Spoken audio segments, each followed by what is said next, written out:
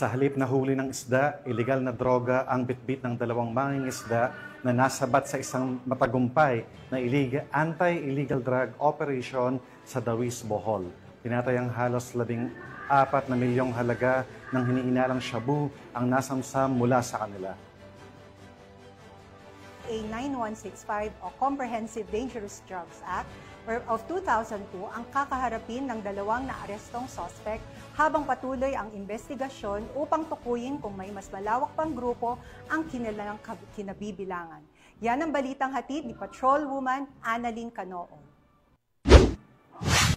Nasabat ng mga otoridad ng halos 14 milyon na halaga na ininalang shabu mula sa dalawang mangingisda sa dinunson na bypass operation sa Purok 1, Barangay Sungkulan, Dawis, Bohol noong ika-10 ng Hulyo sa taong kasalukuyan. Kinilala ni Police Lieutenant Colonel Jomar Pumarejos, Hepe ng Provincial Intelligence Unit, Provincial Drug Enforcement Unit, Bohol Police Provincial Office and Suspect na si Elias Iber, 39 anyos, at ang kasamahan nito na si Bibieno, 37 anyos, na kapwa-residente ng Purok 3, Barangay Mantataw, Calapi, Bohol. Dakong alauna at 50 na madaling araw na ikinasa ang bypass operation. Ang pinagsanib puwera sa komparatiba ng Provincial Drug Enforcement Unit, Bohol Police Provincial Office at ang mga tauhan ng Dawis Municipal Police Station at PDEA Bohol na kung saan ay naresto ang nasabing suspect. Nakuha mula sa suspect ang 15 pakete na ininalang shabu na aabot sa 2,020 na gramo at may standard drug price na 13,736,000 pesos. Bypass money, cellular phone, weighing scale, 2 Chinese tipa, plastic cellophane at backpack na ginamit bilang lagay ng illegal na droga at isang unit motor bangka na ginamit bilang transportasyon sa sinagawang transaksyon ng illegal na droga. Kasalukuyang nasa kustodiya ng Dawis Municipal Police Station ang suspect at mahaharap sa kasong paglabag sa Section 5 and 11 Article 2 ng RA 9165 o ang Comprehensive Dangerous Drugs Act of 2002.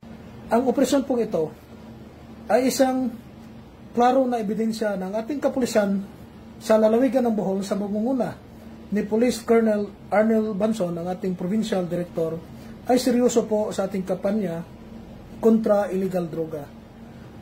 Isa po itong manifestasyon ng ating kapulisan sa Bohol ay taimtim po at dedikado po sa kampanyang ito. Maraming salamat po sa ating mga kababayan na laging nabibigay ng impormasyon at tumutulong sa ating kapulisan para po matigil na po ang paglaganap ng illegal na droga sa lalawigan ng Bohol.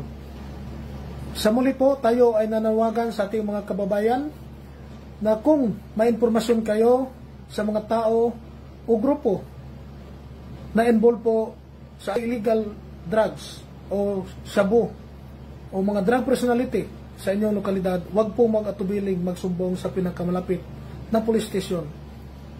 At pwede po tayong mag-dial din po sa 911 kung gusto niyo pong ma-responde ang isang krimen. Ang matagumpay na operasyon ay patunay lamang na mga kapulisan ay nagpapakita ng kanilang kakayahan at kasanayan sa pagsugpo ng iligal na droga at pagprotekta sa kaligtasan at kaayusan ng mamamayan para sa mapayapa na bagong Pilipinas. Mula dito sa Central Visayas, ako ang inyong Police News Network Correspondent, Patrolwoman Annalyn Canoon, alagad ng batas, tagataguyod ng balitang pulis.